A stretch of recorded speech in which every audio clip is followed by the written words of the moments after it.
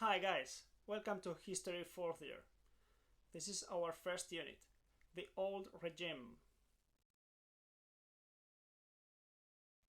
The old regime was a system, and that means it involves three different issues: political, economical, and social issues. So we are going to study first the society, and for that it's very important for you to understand what the states are. The entire society was based on these states. States are social groups determined by birth, and that means that you cannot change your state of birth. Never.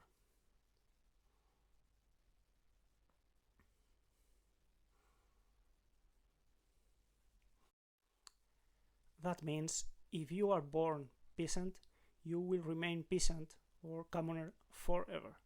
If you are born in a nobility family, you will be nobleman or noblewoman forever. It doesn't matter how much money do you have, if you are rich or poor, it doesn't matter. You are from the nobility and very poor, and you are still nobility. Or you are very rich, but from third estate because you are a banker, for example, and you will remain being a third estate person. You cannot change the state. This is one of the main characteristics of the old regime society: lack of mobility. You cannot move from one social group, from one state to another one. Society was divided into three states: nobility, clergy, and commoners, or third estate. The nobility and clergy are privileged states. And what does it mean? It means they had advantages. These privileged states, clergy and nobility, had certain advantages. Economic advantages, for example, they didn't have to pay taxes. Only the third estate, the commoners, paid taxes to the king, to the crown. But nobility and clergy, they didn't pay. Or nobility had the right to carry weapons, something completely forbidden for the third estate.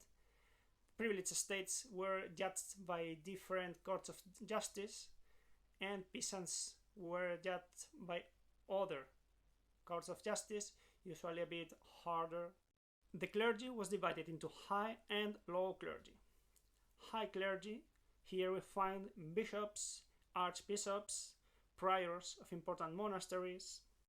Usually they were members of the nobility, second sons who didn't inherit the familiar heritage. Low clergy was formed by priests and monks. Usually they were members of the low nobility too. At sometimes people from third estate were allowed into this low clergy. The nobility was also divided into high and low. High nobility owned vast lands. They had a lot of properties, and that means they received rents from these lands. This high nobility group used to be the richest group in the society, usually the most wealthy. The low nobility usually had less money, although they remained being a privileged group. The commoners, or third estate, are the majority of the population. They are formed by peasants and bourgeoisie. Peasants are the agricultural workers. They used to live and work in high nobility or clergy lands, and they had to pay rents to them. For instance, the tithe, that was a rent, a tax paid to the church. It consisted of the 10th of your production. Bourgeoisie is a group formed by artisans, traders, lawyers, servants, doctors. Some of them were wealthy, bankers for instance, but they had no political power, and they had to pay taxes to the king. Of course, the most wealthy bourgeoisie people will demand political rights. But of course, privileged groups, clergy and nobility, will reject every reform. So, don't forget the two main characteristics of this society. First, lack of mobility. You cannot change, you cannot move from one state to another one. And second one, privileges. It's an unequal society. There are privileged groups and non-privileged groups. In regard to the economy, the main activities during the 18th century were crop agriculture and livestock farming. 90% of the economic activity. In this period, crops production depended on the climate, and because of that, if there were drought or flooding, the food became scarce and famine happened. Death caused by starvation and illnesses was very, very usual.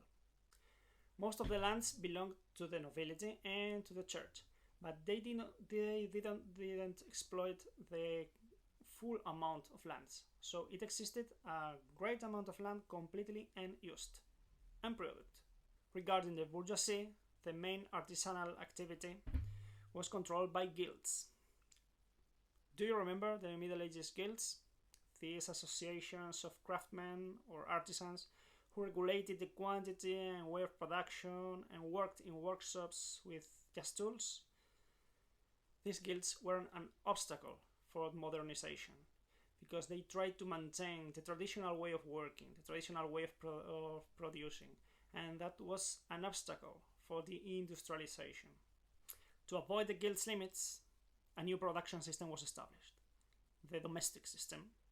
This domestic system was used for the textile industry. It consists of a merchant providing cloth, cotton or wool, for example, to peasants who make textile products in their own homes. Then the merchant collects the products and just sells them. Other artisanal activities were the royal factories. Of course, they belonged to the king, to the crown. It consisted in big workshops to produce usually luxury goods, weapons, and sometimes strategic products. For instance, not far from Ocaña there was a royal factory aimed to produce gunpowder for the guns of the army. Of course, that's a strategic product. Trade was also very important. Most of the trade was local level, but the international trade became more and more relevant. Trade between Spain and America was limited to certain harbors, so if you wanted to send and receive products to and from America, you had to trade through these harbors. If you get permission, of course. Companies were granted monopolies by a state, so they were the only ones who were able to trade certain products. For example, the English East Indian Company was the only one who had the right to import tea from China and sell it in Britain or North America. Company owners and the crown shared the profit. The most profitable trade was the also called triangular trade. It was the one developed between Europe, Africa, and America. Merchants traded European manufacturers in Africa in exchange of slaves, who were taken to America and sold there. With the profits of the selling, the merchants bought American products, sugar, cotton, coffee, or cocoa, and sold them back in Europe. Systems of government. There were 3 different systems of government depending on the region. First one was the absolute monarchy, the most usual. Second one was the parliamentary monarchy. And third one, the republic. So let's study each one of them. Absolutism. It was the most usual way of ruling. It is based on the also called divine right of the kings. That meant the king was the monarch because God granted that power to his family. According to that, the king held the 3 main powers: executive power, legislative power, and judicial power. That means the king is above the law. Thanks to the legislative power, the king produced laws according to his interests or ideas. Because of the judicial power, the king decided what was fair or what was not fair. And with the executive power, the king enforced the laws with the help of officials and the army. Nowadays, the 3 powers are separated. In Europe or in Spain, here we have a legislative power that is held by the parliament, formed by different political parties. They are representatives of citizens, they are our representatives. They have the legislative power. Executive power is held by the government. That means president of the government and his ministers. And the judicial power that is held by independent tribunals, independent judges, and courts of justice. The officials were king's servants who carried out the tasks of the government, such as administration, public order, collection of taxes. So, depending on the country, there were issues that had to be approved by national assemblies. For instance, las Cortes in Spain. These assemblies were usually formed by the three states. They had representatives from the three states, but actually they had no power. The most important power was held by the king and the privileged states. Third state had almost no power. The main economic system was the mercantilism. This is an economic theory based on one belief. There is only one fixed amount of trade in the world. So, the more amount of gold and silver a country possesses, the wealthier this country is. So, monarchs, of course, promoted the international trade, and they tried to expand the exports and, of course, reduce the imports as a way of getting more and more wealthy. Does it sound familiar to you? English parliamentarism. This is a system of government established after the English Civil War from 1642 till 1651 and the Glorious Revolution of 1688. Before this crisis, the royal dynasty, the Stuart family, they tried to rule as an absolute monarch, but that produced several conflicts with the parliament that was controlled by the bourgeoisie and an independent nobility. So when King James II was deposed after the Glorious Revolution and replaced by his nephew, William III, Prince of Orange, he swore a document that prevented him of being above the law. This document was the Bill of Rights of 1689. According to this document, the king didn't control the three powers. The separation of powers was established in England, so the king couldn't pass laws and couldn't collect taxes or ask for new taxes without the approval of the parliament.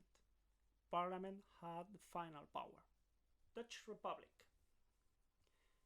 The Republic of the United Provinces was a country created after its independence of the Spanish monarchy in 1648. It was a powerful republic because the Dutch bourgeoisie held a huge trade with America, Africa, and Asia. The northern Netherlands were divided into 7 provinces. Each one had its own parliament, and the main and general decisions were made at the States General. It was an assembly of the representatives of all the provinces. At this point, we are going to study an intellectual movement that had a great influence on America and Europe. This is the Enlightenment.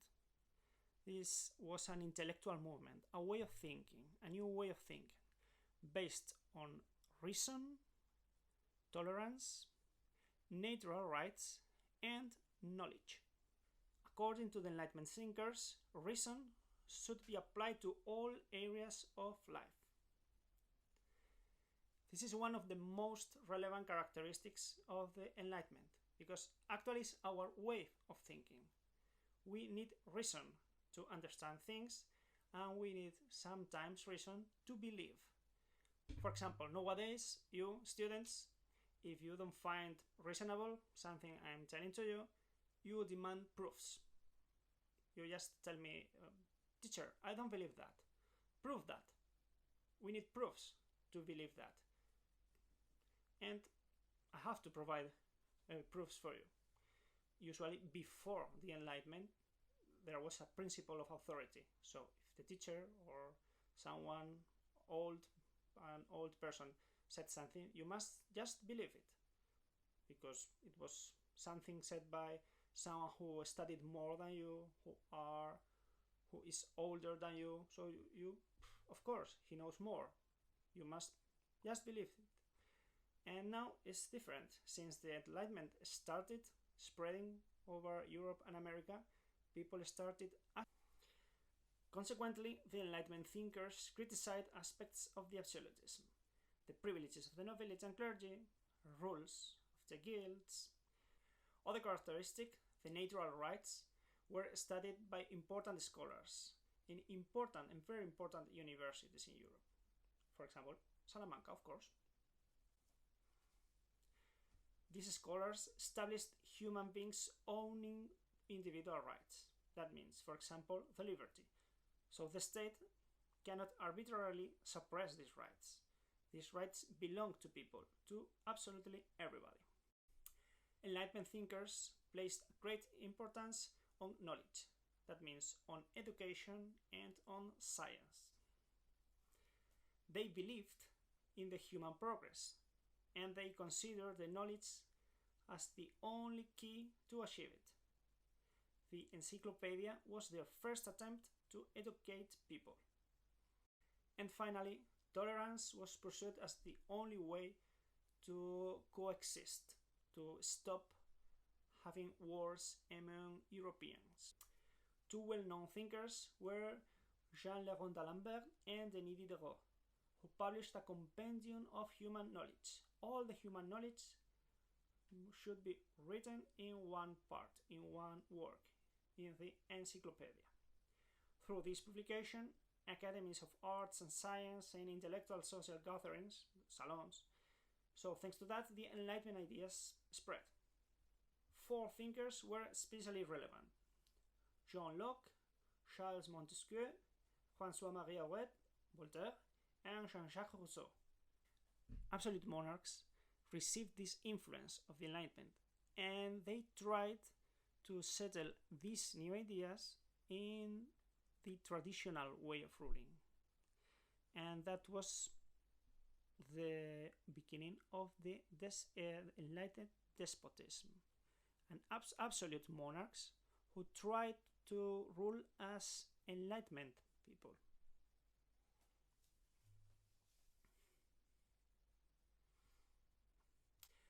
Joseph II of Austria, Catherine the Great of Russia, Frederick II the Great of Prussia, or Carlos III, Carlos III of Spain were examples of these enlightened monarchs.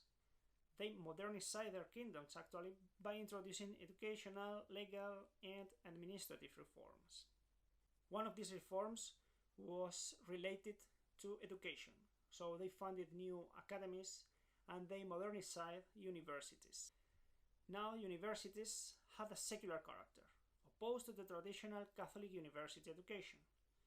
Scientific studies such as mathematics, physics, chemistry, geology, geography were very firmly encouraged by Crown and by these monarchs. Monarchs tried to reduce the privileges of nobility and clergy, to force them to pay taxes, as a way of modernize and centralize and of course strengthen the central administration. Of course, the clergy and the nobility rejected very firmly these attempts of reforms. At the same time, the kings promoted skilled officials who didn't come from the nobility just to modernize the bureaucracies. To improve the economy, the monarchs expropriated and used lands from the nobility or the clergy to sell them. The goal was get an income from the selling and, at the same time, put these lands into full production by the new owners. Also, new farmland was cultivated and irrigation systems were built to improve the agricultural production.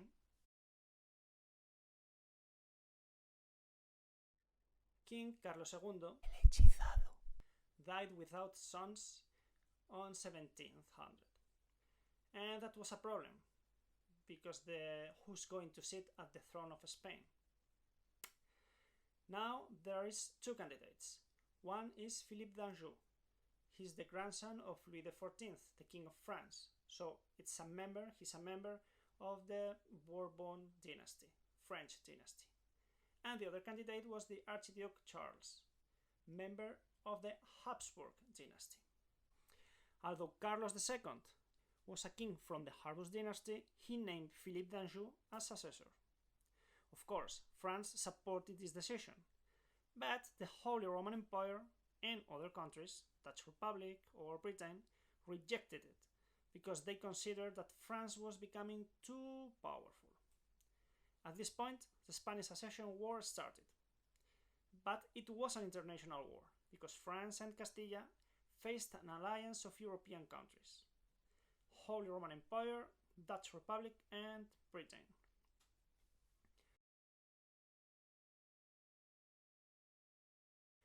all these countries were concerned about a eventual French supremacy in Europe, Bourbon supremacy in Europe.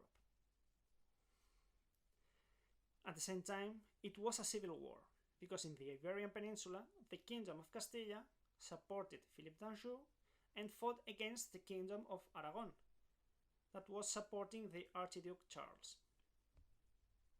The war lasted since 1701 until 1714.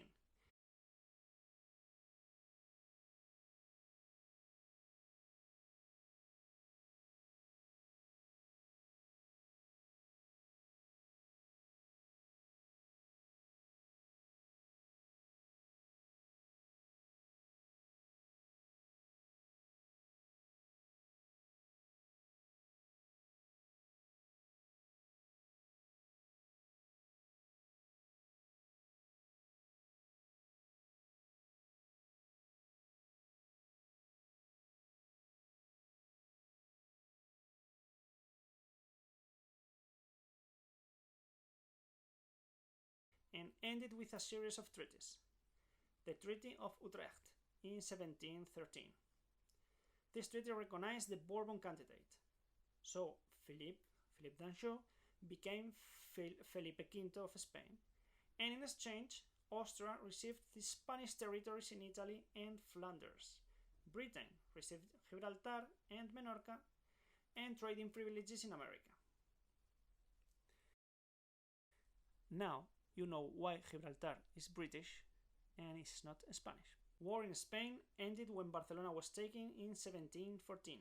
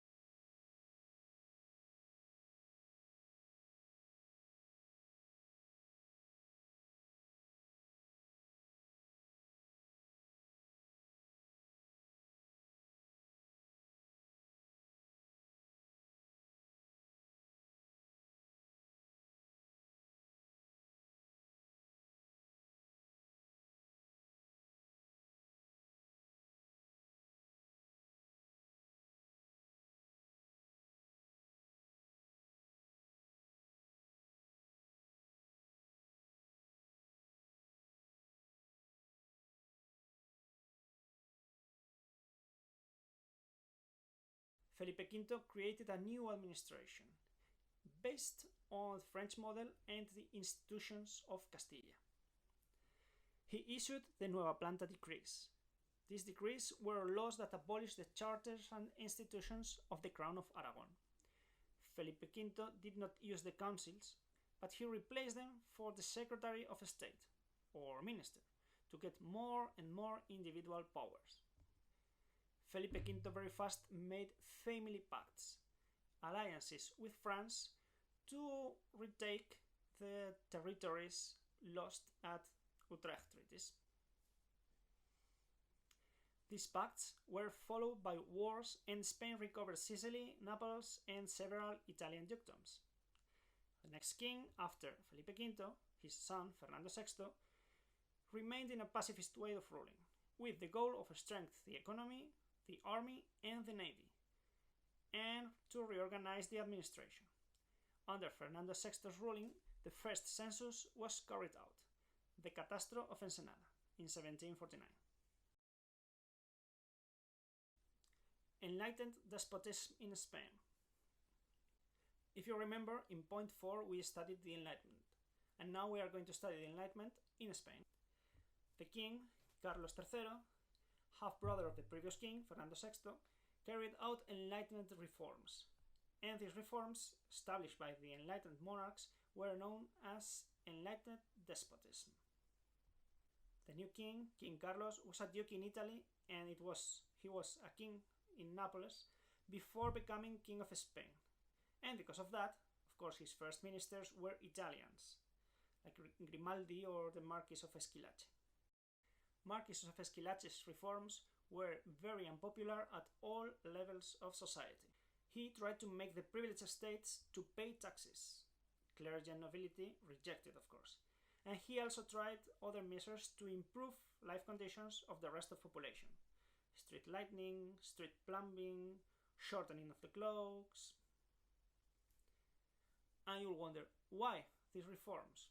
These reforms were aimed to stop the epidemics that happened due to the lack of hygienic measures, and to stop assassinations and robberies, because people, criminals, took advantage of the darkness and hidden swords under the clocks to commit crimes. So, Marquess of Esquilache tried to stop all of this. The last measure, the shortening of the clocks, led to Esquilache riots in 1766, and Carlos III was forced to replace the Italian minister by a Spanish one, Count of Floridablanca, Count of Aranda, or Campomanes. And you'll wonder, why? These reforms were great.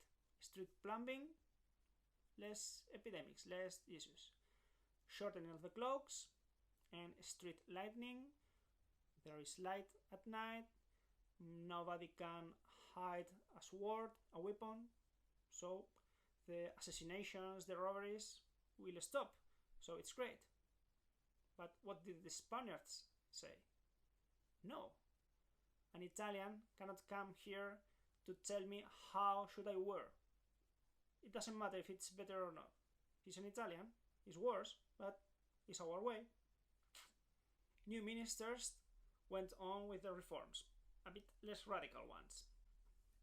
So the church was considered sometimes an obstacle for modernization, and because of that, the power of the Inquisition was reduced, and Jesuits were accused of provoking the Esquilache riots and just expelled from Spain.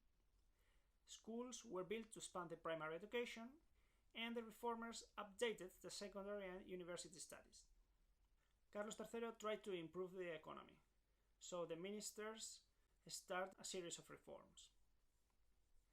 They allowed free trade between Spanish ports and America to improve the trading. They repopulated abandoned places and farmed new lands, because it existed plenty of unused lands, just to increase the agricultural production.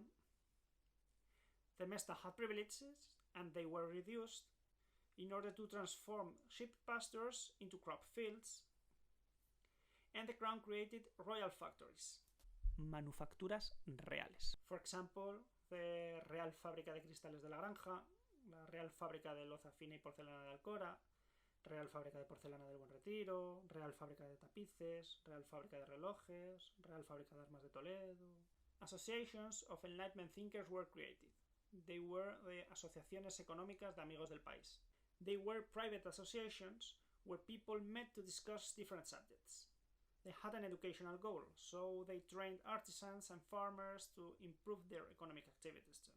During Carlos III's reign, Spain recovered Menorca and helped the English colonies in America in their independence war against Britain. So the United States of America were created with help of Spain. Not because we were such lovely and good people, just because we wanted to weaken Britain. We weren't able to recover Gibraltar. Gibraltar remained British. After Carlos III, Carlos IV became King of Spain in 1788. So he continued Carlos III's reforms, but 1 year later, the French Revolution began, and the European kings stopped the Enlightened reforms. They were worried that Enlightened ideas could lead to revolutions in other countries. So Spanish ministers, Floridablanca, Count of Aranda, Manuel Godoy, all of them stopped the reforms. The European countries started a war against France, and Spain joined them, but it was defeated. So a peace treaty was signed between France and Spain in 1795, the Treaty of Bastille. In 1796, Spain and France signed a new military alliance, the Treaty of San Ildefonso, and this treaty led to a war against Britain. During this war, Spain and French navies were defeated at the Battle of Trafalgar in 1805, and this fact was the end of the Spanish naval power. And this is the end of the unit. So please, read your book, make your own outlines on your notebook, and see you soon.